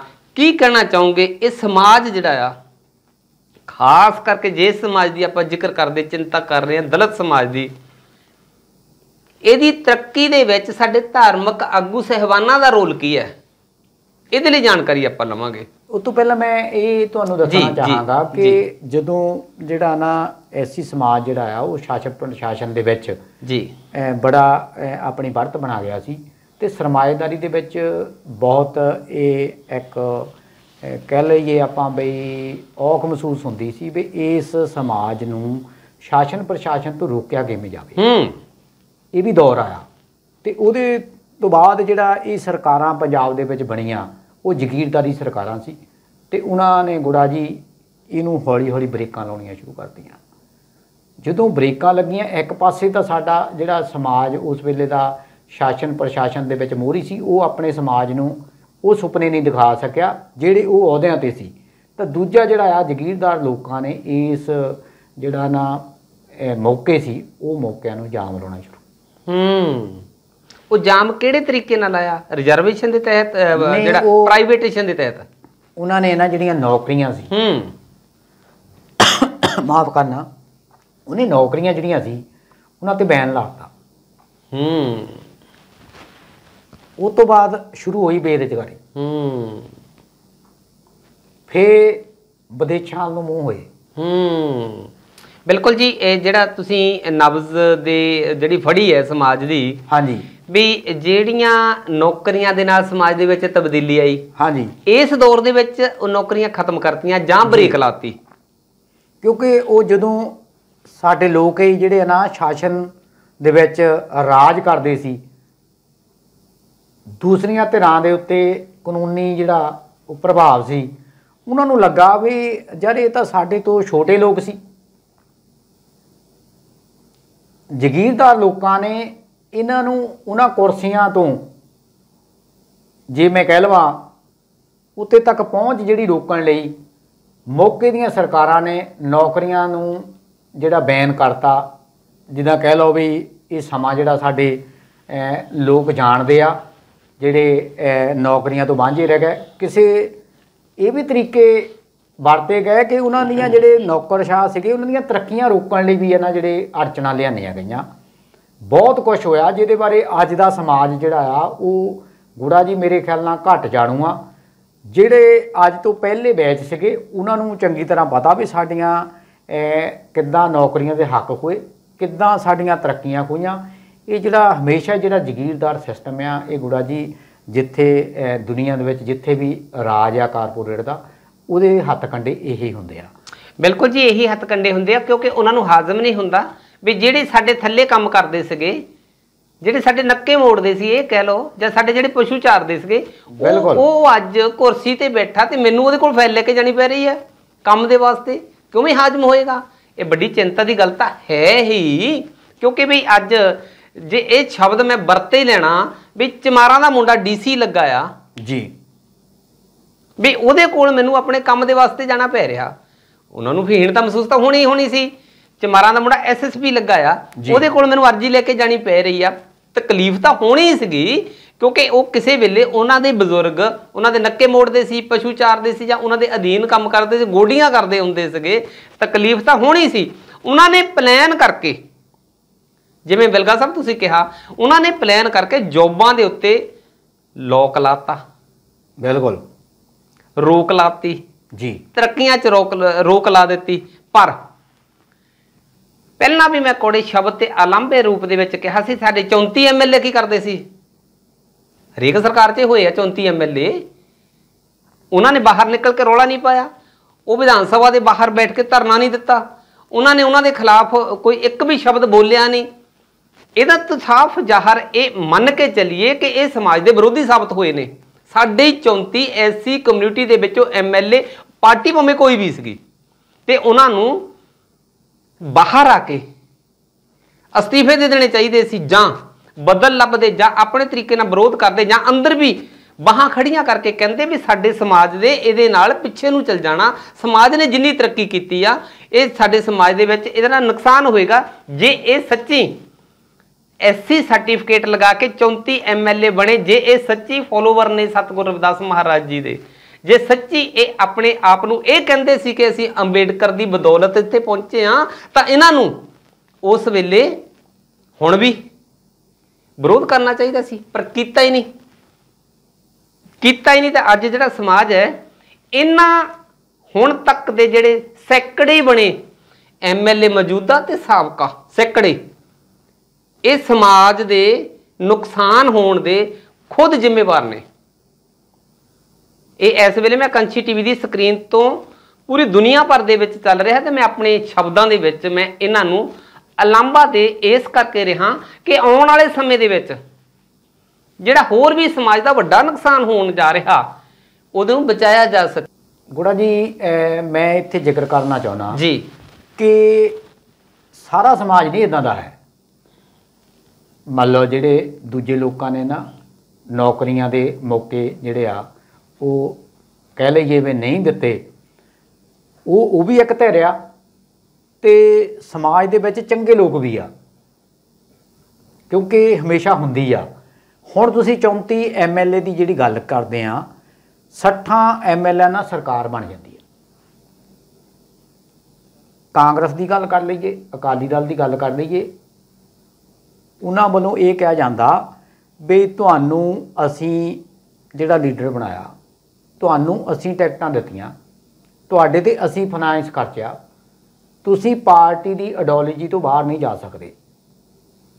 ਇੱਥੋਂ ਤੱਕ ਜਦੋਂ ਵੀ ਸਰਕਾਰ ਜਿਹੜੀ ਵੀ ਪਾਰਟੀ ਦੀ ਬਣਦੀ ਆ ਉਹਦੇ ਵਿੱਚ ਇਹਨਾਂ 34 ਨੂੰ ਜਿਨ੍ਹਾਂ ਨੂੰ ਵੀ ਸਨੋਟੀ ਵਾਈਜ਼ ਕੋਈ ਅਹੁਦਾ ਮੰਤਰੀ ਦਾ ਮਿਲਦਾ ਉਹਨਾਂ ਨੂੰ ਗੁੜਾ ਜੀ ਉਹ ਪਦ ਮਿਲਣੇ ਆ ਜਿਹੜੇ ਬਹੁਤੇ ਕੋਈ ਵਧੀਆ ਸ਼ਬਦ ਵਰਤ ਲੈਣੇ ਨਹੀਂ ਹੈ। ਸਮਾਜ ਭਲਾਈ ਆਪਣੇ ਸਰਵਣ ਸਿੰਘ ਫਲੌਰ ਜਿਹੜੇ ਆ ਉਹਨਾਂ ਨੂੰ ਹਰ ਵਾਰੀ ਜਿਹੜਾ ਸਮਾਜ ਭਲਾਈ ਮੰਤਰਾਲਿਆ ਮਿਲਦਾ ਹੁੰਦਾ ਸੀ, ਜਾਂ ਇਹਨਾਂ ਨੂੰ ਜੰਗਲਾਤ ਮਹਿਕਮਾ ਇੱਦਾਂ ਦੇ ਜਿਹੜੇ ਆ ਉਹ ਮਹਿਕਮੇ ਦਿੰਦੇ ਆ। ਮਲਾਈ ਵਾਲੇ ਮਹਿਕਮੇ ਉਹਨੀ ਆਪਣੇ ਕੋਈ ਰੱਖਣੇ ਹੁੰਦੇ ਆ। ਇਹ ਗੱਲ ਜ਼ਰੂਰ ਵੱਖਰੀ ਆ ਕਿ ਇਸ ਵਾਰ ਜਿਹੜੀ ਹੁਣ ਸਰਕਾਰ ਆ ਉਹਦੇ ਵਿੱਚ ਹਰਪਾਲ ਸਿੰਘ ਚੀਮਾ ਜਿਹੜੇ ਵਿੱਤ ਮੰਤਰੀ ਪਹਿਲੀ ਆਪਾਂ ਚੀਮਾ ਸਾਹਿਬ ਦੀ ਬਾਅਦ ਚ ਗੱਲ ਕਰਾਂਗੇ। ਬਿਲਗਾ ਸਾਹਿਬ ਤੁਹਾਡੀ ਗੱਲ ਬਿਲਕੁਲ ਜਾਇਜ਼ ਹੈ। ਇਹਨਾਂ ਨੂੰ ਪਿਛਲੀ ਕਤਾਰ 'ਚ ਰੱਖਿਆ ਜਾਂਦਾ, ਇਹਨਾਂ ਦੇ ਹੱਥ ਵਿੱਚ ਉਨੀ ਪਾਵਰ ਨਹੀਂ ਹੁੰਦੀ। ਪਰ ਜੇ 34 MLA ਨੇ MLA, ਉਹ 34 MLA ਉੱਥੋਂ ਆਉਣ ਬਾਹਰ ਪੂਰੇ ਪੰਜਾਬ ਦੇ ਵਿੱਚ ਸਮਾਜ ਨੂੰ ਕਰਨ ਤਿਆਰ, ਉਹਨਾਂ ਦੇ ਹੱਕਾਂ ਪ੍ਰਤੀ ਲੋਕਾਂ ਨੂੰ ਕਰਨ ਜਾਗਰੂਕ। ਉਹ ਸੰਤਾਂ ਮਹਾਂਪੁਰਸ਼ਾਂ ਦੇ ਕੋਲ ਜਾ ਕੇ ਉਹਨਾਂ ਕੋਲ ਵੀ ਜਾ ਕੇ ਪਿੱਟਣ ਵੀ ਸਮਾਜ ਨਾਲ ਹੋਣ ਜਾ ਰਿਹਾ ਧੋਖਾ, ਸਮਾਜ ਨਾਲ ਹੋ ਗਿਆ ਧੋਖਾ। ਸੰਗਤ ਨੂੰ ਪ੍ਰੇਰਿਤ ਕਰੋ, ਸੰਗਤ ਨੂੰ ਜਗਾਓ। ਆਉਣ ਵਾਲੀ ਸਰਕਾਰ ਜਿਹੜੀ ਹੈ ਨਾ ਉਹ 34 ਤਾਂ ਕੀ 117 ਵੀ ਐਸੀ ਜਿੱਤ ਸਕਦੇ ਜੇ ਇਹਨਾਂ ਨੇ ਕੰਮ ਕੀਤਾ ਹੋਵੇ। ਪਰ ਅਫਸੋਸ ਇਹ ਸਿਰਫ ਆਪਣੀ ਸਿਕਿਉਰਿਟੀ, ਲਾਲ ਬੱਤੀ ਵਾਲੀ ਗੱਡੀ, ਅੱਗੇ ਪਿੱਛੇ ਪੁਲਿਸ ਮੁਲਾਜ਼ਮ, ਚਾਰ ਇੱਧਰ ਉੱਧਰ ਜਿਹੜੇ ਇਹਨਾਂ ਦੇ ਪਾਰਟੀ ਵਰਕਰ ਲੀਡਰ, ਜਾਂ ਜਿਹੜੀ ਆਉਂਦੀ ਤਨਖਾਹ ਜਾਂ ਪੈਨਸ਼ਨ, ਜਾਂ ਇਹਨਾਂ ਨੇ ਆਪਣੇ ਸੁੱਖ ਆਰਾਮ ਤੱਕ ਹੀ ਸੀਮਤ ਰੱਖਿਆ। ਸਮਾਜ ਦੇ ਲਈ ਇਹਨਾਂ ਨੇ ਕੁਝ ਨਹੀਂ ਕੀਤਾ। ਗੁੜਾ ਸਾਹਿਬ ਇੱਥੇ ਇਹ ਵੀ ਮੈਂ ਜ਼ਿਕਰ ਕਰਨਾ ਚਾਹਾਂਗਾ ਕਿ ਡਾਕਟਰ ਅੰਬੇਦਕਰ ਜੀ ਨੇ ਸਾਨੂੰ ਰਾਜਨੀਤਿਕ ਤੌਰ 'ਤੇ ਜਿਹੜਾ ਜਿਸ ਤਰ੍ਹਾਂ ਦੀ ਸਾਨੂੰ ਹੱਕ ਦਿੱਤੇ ਆ, ਅਧਿਕਾਰ ਲੈ ਕੇ ਦਿੱਤੇ ਆ, ਸਾਨੂੰ ਨਹੀਂ ਬਹੁਤ ਸਾਰੀਆਂ ਅਜਿਹੀਆਂ ਕਿਤਾਬਾਂ ਦਿੱਤੀਆਂ ਜਿਹਨੂੰ ਅਸੀਂ ਪੜ੍ਹ ਕੇ ਜਿਹੜਾ ਅਜਿਹਾ ਹੋ ਸਕਦਾ ਜਿਹੜੀ ਤੁਹਾਡੀ ਭਾਵਨਾ ਹੋ ਸਕਦਾ। ਪਰ ਗੱਲ ਇੱਦਾਂ ਆ ਵੀ ਜੇ ਆਪਾਂ ਸਾਹਿਬ ਸ਼੍ਰੀ ਕਾਂਚੀ ਰਾਮ ਜੀ ਦੀ ਗੱਲ ਕਰ ਲਈਏ, ਬਹੁਤ ਨੇੜੇ ਦਾ ਵਕਤ ਹੈ, ਉਹਨਾਂ ਨੇ ਵੀ ਬਹੁਤ ਇਹਨਾਂ ਨੂੰ ਮੰਨ ਲਓ ਰਾਜਨੀਤਿਕ ਤੌਰ 'ਤੇ ਸਟਰੋਂਗ ਕੀਤਾ। ਪਰ ਦੁੱਖ ਦੀ ਗੱਲ ਇਹ ਆ ਵੀ ਜਿਹੜੇ ਸਾਡੇ ਇਹ ਰਾਜਨੇਤਾ ਆ, ਇਹ ਇਹਨਾਂ ਦੇ ਅੰਦਰ ਇੱਛਾ ਸ਼ਕਤੀ ਦੀ ਘਾਟ ਵੀ ਹੋ ਸਕਦੀ ਆ, ਫਾਈਨਾਂਸ ਦੀ ਘਾਟ ਵੀ ਹੋ ਸਕਦੀ ਆ। ਫਾਈਨਾਂਸ ਦੀ ਕੋਈ ਕਮੀ ਨਹੀਂ, ਇੱਛਾ ਸ਼ਕਤੀ ਦੀ ਘਾਟ ਹੈ। ਨਹੀਂ, ਉਹ ਮੇਰਾ ਇਹ ਮੰਨਣਾ ਆ ਕਿ ਪੰਜਾਬ ਦੇ ਅੰਦਰ ਜਿਹੜੀਆਂ ਜ਼ਗੀਰਦਾਰ ਜਿਹੜੀਆਂ ਨਾ ਧਿਰਾਂ ਆ, ਉਹਨਾਂ ਦੇ ਅੰਦਰ ਜਿਹੜਾ ਫਾਈਨਾਂਸ ਦੀ ਗੱਲ ਕਰ ਲਈਏ, ਉਹਨਾਂ ਦਾ ਰਾਜਨੀਤਿਕ ਸਤ੍ਹਾ ਦੇ ਉੱਤੇ ਕਬਜ਼ੇ ਦੀ ਗੱਲ ਕਰ ਲਈਏ, ਤੇ ਜਦੋਂ ਵੀ ਮੰਨ ਲਓ ਕੱਢਦਾ ਵੀ ਅਸੀਂ ਦੇਖਦੇ ਹਾਂ ਕਿ ਉਹਨਾਂ ਧਿਰਾਂ ਦੇ ਵਿੱਚ ਸਾਡੇ ਇਹ ਜਿਹੜੇ ਆਗੂ ਆ ਜਾ ਕੇ ਜਿੱਤਦੇ ਆ, ਲਾਲ ਬੱਤੀਆਂ ਲੈਂਦੇ ਆ।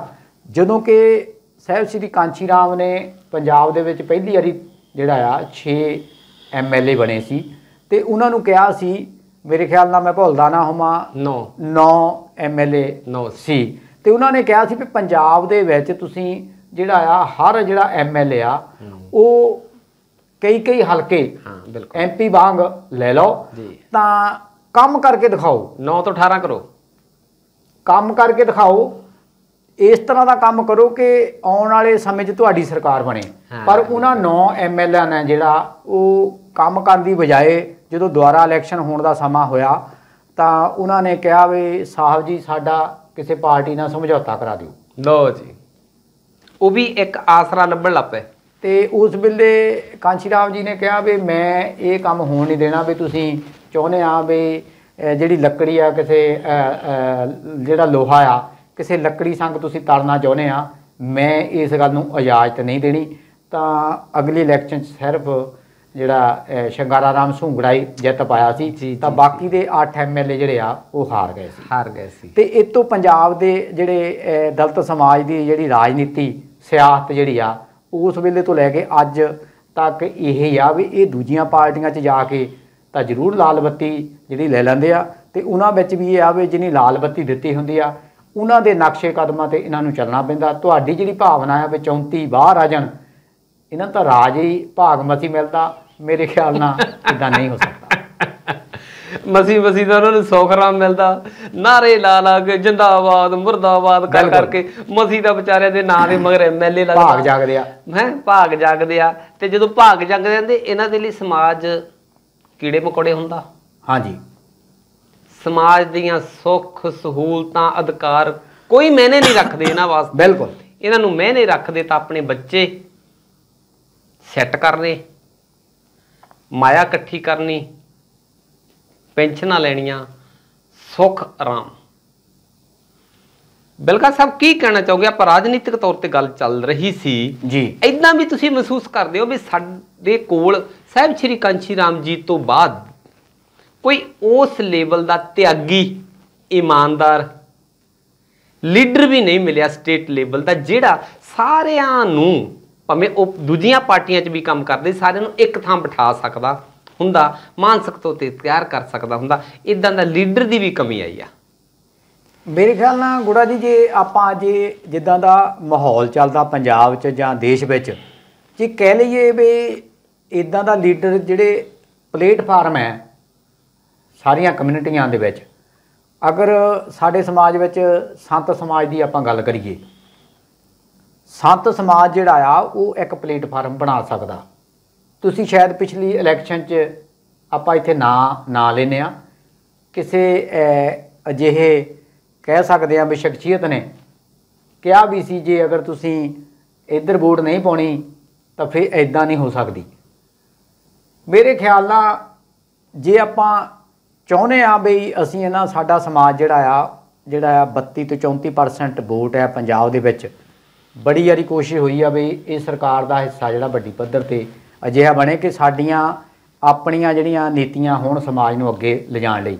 ਤਾਂ ਉਹਦੇ ਵਾਸਤੇ ਗੁੜਾ ਜੀ ਇੱਕ ਪਾਸੇ ਆਪਾਂ ਜੇ ਦੇਖਿਆ ਜਾਵੇ ਸਾਡਾ ਸੰਤ ਸਮਾਜ, ਸਾਡਾ ਰਾਜਨੀਤਿਕ ਸਮਾਜ, ਸਾਡਾ ਮੀਡੀਆ ਦੇ ਅੰਦਰ ਬਹੁਤ ਵੱਡੀ ਪੱਧਰ 'ਤੇ ਮੈਂ ਕਹਿ ਸਕਦਾ ਇਹ ਮਾਣਨਾ ਵੀ ਪੰਜਾਬ ਦੇ ਮੀਡੀਆ ਦੇ ਵਿੱਚ ਸਾਡਾ ਬਹੁਤ ਵੱਡੇ ਪੱਧਰ 'ਤੇ ਆਧਾਰ ਹੈ। ਸਾਡੇ ਸਮਾਜ ਦੇ ਜਿਹੜੇ ਵਿਦਵਾਨ ਲੋਕ ਆ, ਲਿਖਾਰੀ ਲੋਕ ਆ, ਉਹਨਾਂ ਦੀ ਵੀ ਬਹੁਤ ਵੱਡੀ ਗਿਣਤੀ ਆ।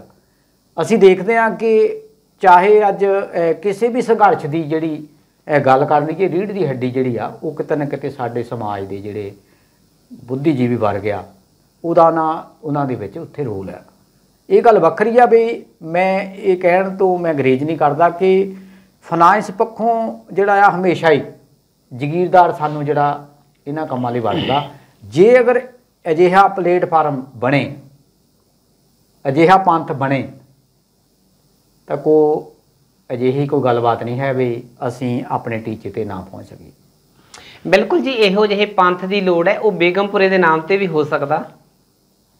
ਤੇ ਜਿਹੜੀ ਵਿਲਗਾ ਸਾਹਿਬ ਉਹਨਾਂ ਨੇ ਗੱਲ ਕੀਤੀ ਹੈ ਕਿ ਫਾਈਨਾਂਸ, ਜੇ ਇਸ ਵਾਰ 2022 ਦਾ ਤਜਰਬਾ ਆਪਾਂ ਕਰਕੇ ਦੇਖੀਏ, ਰਿਕਾਰਡ ਟੁੱਟਿਆ ਹੁਣ ਤੱਕ ਦਾ ਜੀ।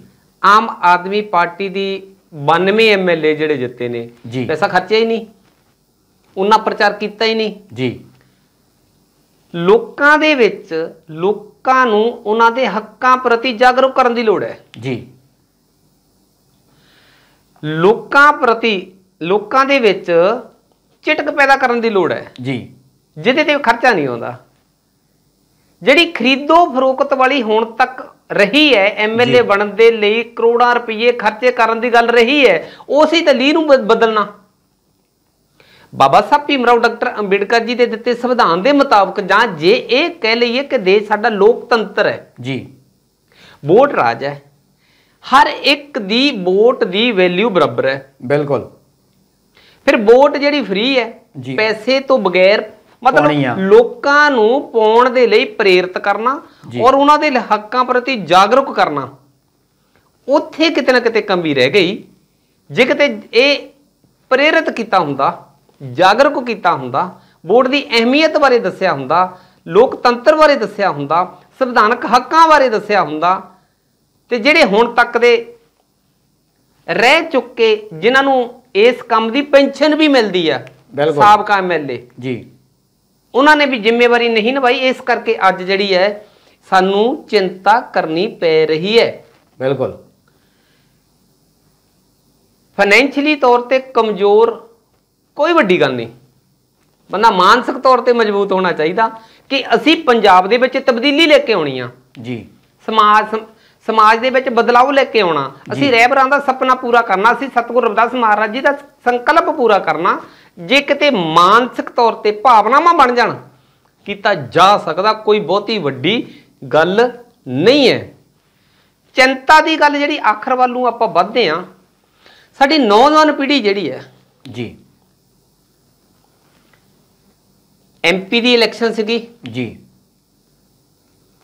ਨੌਜਵਾਨ ਪੀੜ੍ਹੀ ਨੂੰ ਅਸੀਂ ਤਿਆਰ ਨਹੀਂ ਕਰ ਸਕੇ, ਸਾਡੇ ਲੀਡਰ ਸਹਿਬਾਨ, ਸਾਡੇ ਸੰਤ ਜਿਹੜੇ ਧਾਰਮਿਕ ਆਗੂ ਸਹਿਬਾਨ ਤਿਆਰ ਨਹੀਂ ਕਰ ਸਕੇ ਹੁਣ ਤੱਕ ਵੀ ਆਪ ਵੀ ਅੱਗੇ ਆਈਏ ਜੀ। ਤੁਸੀਂ ਦੇਖਿਆ ਕਿ ਬਿਲਕੁਲ ਜਿਹੜੇ ਬਹੁਤ ਜ਼ਿਆਦਾ ਬਜ਼ੁਰਗ ਸਿਮਰਨਜੀਤ ਸਿੰਘ ਮਾਨ ਉਹਨੂੰ ਕਿਵੇਂ ਜਿਤਾ ਕੇ ਰੱਖ ਦਿੱਤਾ, ਆਪ ਅੱਗੇ ਆਏ ਨਹੀਂ।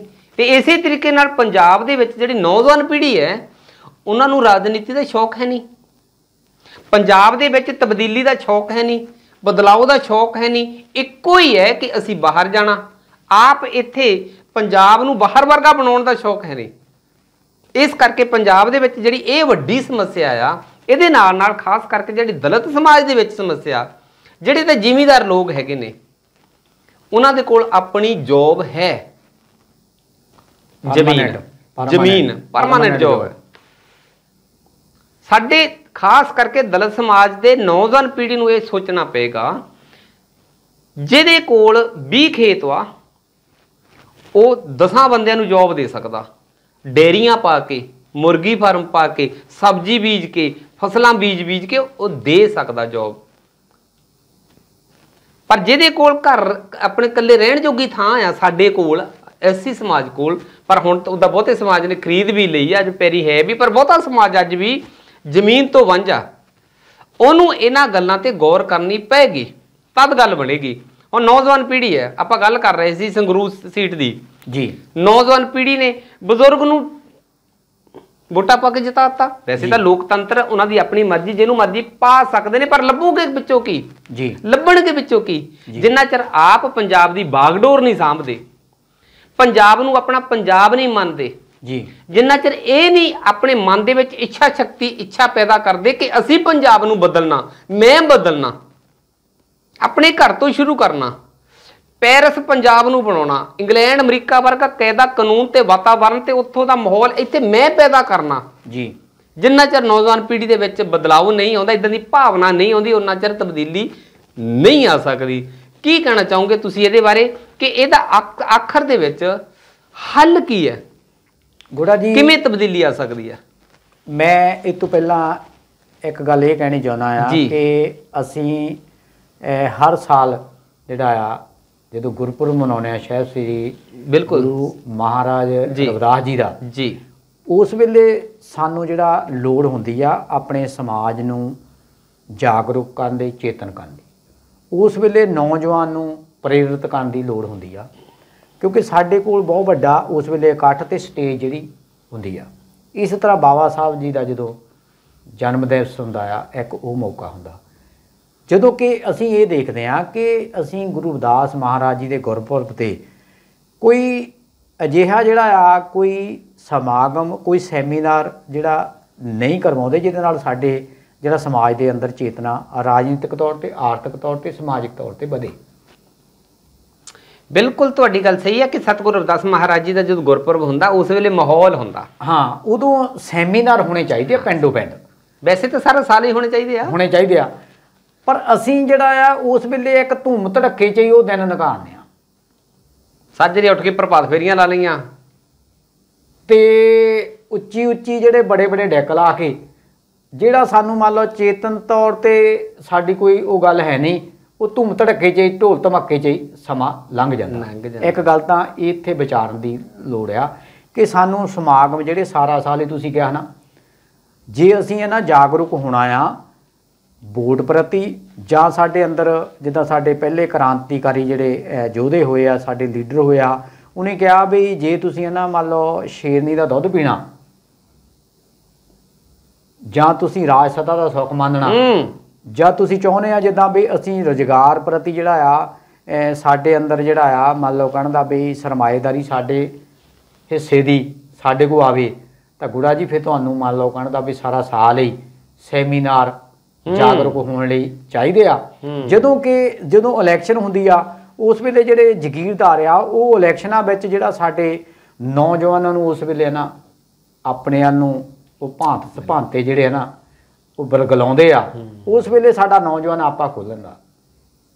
ਬਿਲਕੁਲ ਬਿਲਕੁਲ ਬਿਲਕੁਲ ਬਿਲਕੁਲ ਮਿਸ਼ਨਰੀ ਜਿਹੜਾ ਸਾਹਿਬ ਸ਼੍ਰੀ ਕਾਂਚੀ ਰਾਮ ਵੱਲੋਂ ਕੇਡਰ ਕੈਂਪ ਹੁੰਦੇ ਸੀ, ਉਹ ਉਦੋਂ ਤੱਕ ਹੀ ਸੀ, ਮੁੜ ਕੇ ਸਭ ਗਵਾਚ ਗਿਆ।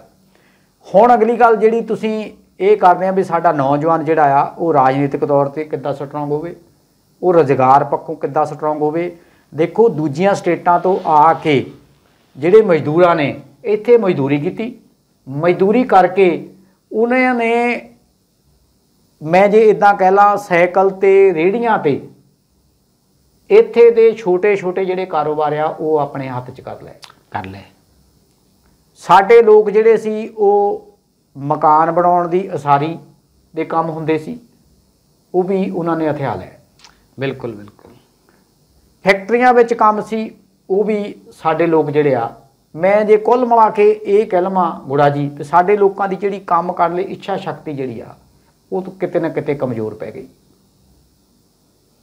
ਬਿਲਕੁਲ ਜੀ, ਇਹ ਇੱਛਾ ਸ਼ਕਤੀ ਜਿਹੜੀ ਕਮਜ਼ੋਰ ਪਈ ਹੈ ਜੀ। ਹਾਂ, ਤੇ ਜੇ ਮੰਨ ਲਓ ਕਹਿਣ ਦਾ ਜਿਹੜਾ ਸਮਾਜ ਕਿਰਤ ਪੱਖੋਂ ਇੱਛਾ ਸ਼ਕਤੀ ਕਮਜ਼ੋਰ ਹੋ ਗਈ, ਕਿੱਦਾਂ ਅਗਲੀ ਲੜਾਈ ਲੜਾਂਗੇ, ਕਿੱਦਾਂ ਤਰੱਕੀ ਕਰਾਂਗੇ। ਬਿਲਕੁਲ। ਜੇ ਅਗਰ ਸਾਡੇ ਸਮਾਜ ਨੇ ਵਿਦੇਸ਼ਾਂ ਵਿੱਚ ਜਾ ਕੇ ਉੱਥੇ ਕਿਰਤ ਕਮਾਈਆਂ ਜਿਹੜੀਆਂ ਡੱਡ ਕੇ ਕੀਤੀਆਂ, ਉੱਥੇ 12-12 ਘੰਟੇ ਕੰਮ ਕੀਤਾ, ਨਰੋਏ ਸੀ, ਜੇ ਮੈਂ ਕਹਿ ਲਵਾਂ ਵੀ ਸਰੀਰਕ ਪੱਖੋਂ ਜੇ ਨਰੋਏ ਸੀ ਤਾਂਹੀਓ ਹੋਇਆ, ਤਾਂ ਜਦੋਂ ਮੂਹਰੇ ਪੈਸੇ ਬਣਦੇ ਆ ਤਾਂ ਫਿਰ ਕੰਮ ਕਰਨ ਨੂੰ ਵੀ ਜਿਹੜਾ ਜੀ ਕਰਦਾ ਆ।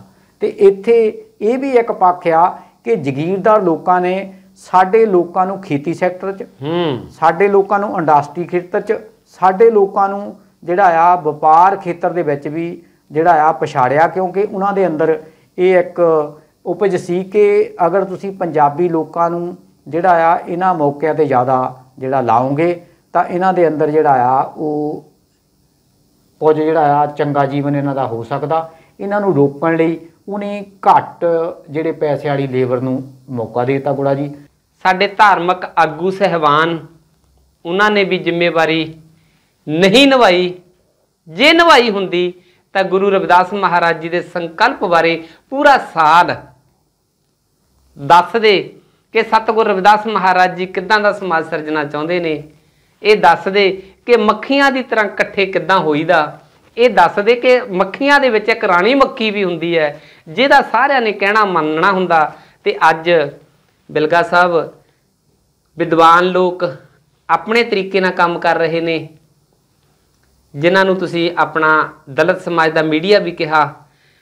ਸਾਡੇ ਪੋਲੀਟੀਕਲ ਲੋਕ ਆਪਣੇ ਢੰਗ ਨਾਲ ਕਰ ਰਹੇ ਨੇ। ਅੰਬੇਡਕਰ ਸਭਾਵਾਂ, ਰਵਿਦਾਸ ਮਹਾਰਾਜ ਜੀ ਦੇ ਨਾਮ ਤੇ ਸਭਾਵਾਂ, ਉਹ ਵੀ ਆਪਣੇ ਢੰਗ ਨਾਲ ਕੰਮ ਕਰ ਰਹੇ ਨੇ। ਸਾਡੇ ਧਾਰਮਿਕ ਸੰਸਥਾਵਾਂ ਆਪਣੇ ਤਰੀਕੇ ਨਾਲ ਕੰਮ ਕਰ ਰਹੇ ਨੇ। ਕਮੀ ਜੇ ਹੈਗੀ ਤਾਂ ਇੱਕੋ ਹੀ ਆ ਰਾਣੀ ਮੱਖੀ ਦੀ, ਇੱਕ ਛੱਤੇ ਦੀ। ਇੱਕ ਛੱਤੇ ਤੇ ਇੱਕ ਬੈਨਰ ਸਾਨੂੰ ਇਕੱਠੇ ਹੋਣਾ ਪਏਗਾ। ਇੱਕ ਰਾਣੀ ਸਾਨੂੰ ਲੀਡਰ ਮੰਨਣਾ ਪਊਗਾ। ਉਹਦੇ ਨਾਲ ਧਾਰਮਿਕ ਤੌਰ 'ਤੇ, ਸਮਾਜਿਕ ਤੌਰ 'ਤੇ, ਪੋਲੀਟੀਕਲ ਤੌਰ 'ਤੇ, ਸਾਰਿਆਂ ਦੇ ਤਰੀਕੇ ਦੇ ਨਾਲ ਅਸੀਂ ਤਦ ਆਸ ਕਰਾਂਗੇ ਕਿ ਸਤਿਗੁਰੂ ਰਵਿਦਾਸ ਮਹਾਰਾਜ ਜੀ ਦਾ ਬੇਗਮਪੁਰਾ ਵਸੇਗਾ, ਉਹਨਾਂ ਦਾ ਬਰਾਬਰਤਾ ਦੇ ਰਾਜ ਵਾਲਾ ਸੰਕਲਪ ਪੂਰਾ ਹੋਏਗਾ।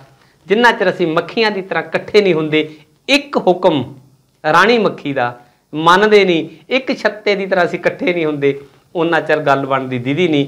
ਆਖਰ ਤੇ ਚੰਦ ਮਿੰਟਾਂ ਦੇ ਵਿੱਚ ਤੁਸੀਂ ਕੀ ਸੰਦੇਸ਼ ਦੇਣਾ ਚਾਹੋਗੇ? ਤੁਸੀਂ ਕਾਂਚੀ ਟੀਵੀ ਦੀ ਸਕਰੀਨ ਤੇ ਇਸ ਵੇਲੇ ਕਰੋੜਾਂ ਲੋਕ ਵੱਖ-ਵੱਖ ਮੁਲਕਾਂ ਦੇ ਵਿੱਚ ਵਿਲਗਾ ਸਾਹਿਬ ਤੁਹਾਨੂੰ ਸੁਣ ਰਹੇ ਨੇ। ਆਖਰ ਤੇ ਕੀ ਕਹਿਣਾ ਚਾਹੋਗੇ ਵਿਲਗਾ ਸਾਹਿਬ? ਗੁੜਾ ਜੀ, ਇਸ ਤਰ੍ਹਾਂ ਆ ਵੀ ਮੇਰੇ ਖਿਆਲ ਨਾਲ ਵਿਸ਼ਵ ਭਰ ਵਿੱਚ ਜਿੱਥੇ ਵੀ ਦਲਿਤ ਸਮਾਜ ਜਿਹੜਾ ਆ ਉਹ ਆਪਣੇ ਕਿਰਤ ਕਰਨ ਲਈ ਚਾਹੇ ਗਿਆ ਆ, ਉਹ ਸਾਰੇ ਇੱਥੇ ਵੀ ਤਾਂ ਉੱਥੇ ਵੀ RSS ਬਾਰੇ ਸਾਰੇ ਜਾਣੂ ਆ।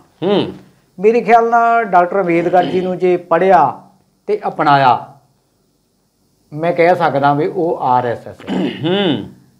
ਅਗਰ ਜੇ ਅਸੀਂ ਲੋਕ ਜਿਹੜੇ ਡਾਕਟਰ ਅੰਬੇਦਕਰ ਸਾਹਿਬ ਨੂੰ ਪੜ੍ਹਦੇ ਸਮਝਦੇ ਤਾਂ ਸ਼ਾਇਦ ਅੱਜ ਜਿਹੜੀ ਦਸ਼ਾ ਜਿਹੜੀ ਕੁਝ ਹੋਰ ਹੋਣੀ ਸੀ। ਮੇਰੇ ਖਿਆਲ ਨਾਲ ਜੇ ਅੱਜ ਅਸੀਂ ਇੰਨਾ ਕੀ ਕਰ ਲਈਏ ਵੀ ਜਿਹੜੇ RSS ਆ ਉਹਦਾ ਜਿਹੜਾ ਮੁਖੀ ਆ ਮੋਹਨ ਭਾਗਵਤ, ਛੇਤੀ ਕੀਤੇ ਕਦੀ ਵੀ ਉਸ ਜਮਾਤ ਦਾ ਜਿਹੜਾ ਅਹੁਦੇਦਾਰ ਆ ਉਹ ਬਦਲਿਆ ਨਹੀਂ ਜਾਂਦਾ। ਤਾਂ ਸਾਡਾ ਸਮਾਜ ਜਿਹੜਾ ਆ ਮੇਰੇ ਖਿਆਲ ਨਾਲ ਅਹੁਦੇਦਾਰੀਆਂ, ਵੰਡੀਆਂ, ਤਰ੍ਹਾਂ ਤਰ੍ਹਾਂ ਦੀਆਂ ਜਿਹੜੀਆਂ ਨਾ ਮੁਸ਼ਕਲਾਂ 'ਚ ਜਿਹੜਾ ਘਿਰਿਆ ਆ। ਜੇ ਉਹ ਇਸ ਵੇਲੇ ਜੇ ਅਸੀਂ ਹਰ ਇੱਕ ਨੂੰ ਜਿਹੜਾ ਗੋਦੀ ਮੀਡੀਆ ਕਹਿਣਾ ਜਿਹੜਾ ਸਿੱਖ ਗਏ ਹਾਂ, ਹਰ ਇੱਕ ਨੂੰ ਅਸੀਂ ਬਕਾਊ ਮੀਡੀਆ ਕਹਿਣਾ ਸਿੱਖ ਗਏ ਹਾਂ, ਆਪਣੇ ਅੰਦਰ ਝਾਤ ਮਾਰਨੀ ਚਾਹੀਦੀ ਆ ਵੀ ਸਾਨੂੰ ਜਿਹੜਾ ਆ ਸਾਰੇ ਹਾਲ ਦੇਖ ਕੇ ਤੁਸੀਂ ਪਿਛਲੇ ਸਮੇਂ 'ਚ ਕਿਸਾਨ ਸੰਘਰਸ਼ ਵੀ ਦੇਖਿਆ, ਉਤੋਂ ਸਿੱਖਿਆ ਲੈ ਕੇ ਬਿਲਕੁਲ ਇਕੱਠੇ ਹੋ ਜਾਣਾ ਚਾਹੀਦਾ ਆ। ਇਕੱਠੇ ਹੋ ਕੇ ਆਪਣੇ ਜਿਹੜੇ ਮਨ ਮਟਾਵੇ ਆ, ਚਿਹਰਿਆਂ ਦਾ ਜਿਹੜਾ ਸਾਡਾ ਜਿਹੜਾ ਮਨ ਮਟਾਵਾ ਆ, ਚਿਹਰਿਆਂ ਨੂੰ ਲੈ ਕੇ ਵੀ ਅਸੀਂ ਇੱਕ ਦੂਜੇ ਨਾਲ ਬਹੁਤ ਵਿਰੋਧੀ ਹਾਂ। ਸਭ ਕੁਛ ਨਾ ਇੱਕ ਪਾਸੇ ਸੱਟ ਕੇ, ਜਿੱਦਾਂ ਮੈਂ ਪਹਿਲਾਂ ਗੱਲ ਕੀਤੀ ਸੀ, ਸਾਡਾ ਸੰਤ ਸਮਾਜ, ਹਾਂ ਬਿਲਕੁਲ, ਸਾਡਾ ਸਾਡਾ ਰਾਜਨੀਤਿਕ ਤੌਰ 'ਤੇ ਸਮਾਜ, ਵਿਦਵਾਨ, ਲਿਖਾਰੀ, ਮੀਡੀਆ, ਮੇਰੇ ਖਿਆਲ ਨਾਲ ਇੱਕ ਪਲੇਟਫਾਰਮ ਜਿਹੜਾ ਬਿਲਕੁਲ ਉਹ ਬਣੂਗਾ, ਉਸਰੂਗਾ। ਅਤੇ ਸਾਰੀਆਂ ਪਾਰਟੀਆਂ ਵਿੱਚ ਜਿੱਥੇ ਵੀ ਸਾਡੇ, ਚਾਹੇ ਉਹ ML ਰਹਿ, MP ਰਹਿ, ਉਹ ਰਹਿਣ ਉੱਥੇ ਜਿੱਥੇ ਮਰਜੀ, ਪਰ ਉਹਨਾਂ ਦੀ ਸੋਚ ਜਿਹੜੀ ਆ ਸਮਾਜ ਪ੍ਰਤੀ ਇੱਕ ਹੋਣੀ ਚਾਹੀਦੀ ਆ। ਫਿਰ ਜਾ ਕੇ ਅਸੀਂ ਇਸ ਪਾਸੇ ਵੱਲ ਨੂੰ ਵੱਧ ਸਕਦੇ ਹਾਂ। ਬਿਲਕੁਲ ਜੀ, ਫਿਰ ਹੀ ਅਸੀਂ ਇਸ ਪਾਸੇ ਵੱਲ ਵੱਧ ਸਕਦੇ ਹਾਂ ਅਤੇ ਫਿਰ ਹੀ ਸਾਡੇ ਸਮਾਜ ਦੀ ਦਿਸ਼ਾ ਠੀਕ ਹੋਏਗੀ। ਜੇ ਦਿਸ਼ਾ ਠੀਕ ਹੋਏਗੀ ਤਾਂ ਦਸ਼ਾ ਵੀ ਠੀਕ ਹੋ ਜਾਏਗੀ। ਬਿਲਕੁਲ ਸਾਹਿਬ, ਤੁਸੀਂ ਅੱਜ ਬਹੁਤ ਗੰਭੀਰ ਵਿਸ਼ੇ ਦੇ ਉੱਤੇ ਵਿਚਾਰਾਂ ਕੀਤੀਆਂ। ਇਸ ਵਿਸ਼ੇ ਦੇ ਉੱਤੇ ਬੋਲਣਾ ਸੌਖਾ ਨਹੀਂ, ਕਿਉਂਕਿ ਜੇ ਕਿਸੇ ਨੂੰ ਕਹਿੰਦੇ ਆ ਵੀ ਤੇਰਾ ਕਸੂਰ ਆ, ਕੋਈ ਵੀ ਸਿਰ ਪਾੜਨ ਨੂੰ ਆਉਂਦਾ। ਪਰ ਸਾਡਾ ਫਰਜ਼ ਇਹ ਹੈ, ਕਿਉਂਕਿ ਮੈਂ ਗੱਲ ਕੀਤੀ ਸੀ ਇੱਕ ਹਕੀਮ ਤੋਂ, ਹਕੀਮ ਦਾ ਫਰਜ਼ ਹੈ ਬਿਮਾਰੀ ਦੱਸਣਾ ਅਤੇ ਉਹਦੇ ਲਈ ਚੂਰਨ ਦੇਣਾ। ਬਾਕੀ ਅਗਲੇ ਦੀ ਮਰਜ਼ੀ ਆ ਵੀ ਉਹ ਚੂਰਨ ਖਾਂਦਾ ਆਲੇ 'ਚ ਰੱਖੀ ਛੱਡਦਾ। ਜੇ ਤਾਂ ਖਾ ਲੂਗਾ ਤਾਂ ਆਰਾਮ ਆ ਜਾਊਗਾ, ਨਹੀਂ ਤਾਂ ਭਾਈ ਫਿਰ ਮਰੋੜ ਤਾਂ ਲੱਗੇ ਹੋਈ ਆ। ਬਿਲਕੁਲ ਸਾਹਿਬ, ਤੁਹਾਡਾ ਬਹੁਤ ਬਹੁਤ ਧੰਨਵਾਦ ਜੀ। ਜੈ ਭੀਮ, ਜੈ ਭਾਰਤ।